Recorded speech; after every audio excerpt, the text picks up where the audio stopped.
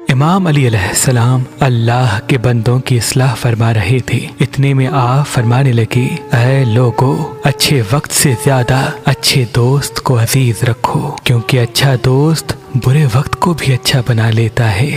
وہ انسان جو تمہاری قدر کرتا ہے، اصلاح کرتا ہے، اس کو کبھی اپنے سے دور نہ کرنا، ورنہ زندگی بھر تم سچے لوگوں کی تلاش میں پھرتے رہو گے۔ اور ہمیشہ یاد رکھنا کہ انسان زندگی سے مایوس ہو تو کامیابی بھی اسے ناکامی نظر آتی ہے۔ مایوسی سے دوری انسان کے فیصلوں کو صحیح راہ دے کر خوشحالی و کامیابی سے ملاتی ہے۔ اور اپنی سوچ کو ہمیشہ پاک رکھو، کیونکہ انسان کو اچھی سوچ پہ وہ انعام ملتا ہے جو اچھے اعمال پہ بھی نہیں ملتا، کیونکہ سوچ میں کوئی بھی دکھاوا نہیں ہوتا۔ اور انسان جو گناہ کی طرف پہلا قدم اٹھاتا ہے، اصل میں اس کی راہ سوچ سے آتی ہے۔ جب تک انسان اپنی سوچ پر اختیار نہیں رکھتا، تب تک وہ اپنی عزت، کامیابی اور خوشحالی میں الجھن پاتا ہے۔ اور یاد رکھنا، جس نے کسی کو اکیلے میں نصیحت کی، اس نے اسے سنوار دیا، اور جس نے کسی کو سب کے سامنے نصیحت کی، اس نے اسے مزید بگاڑ دیا۔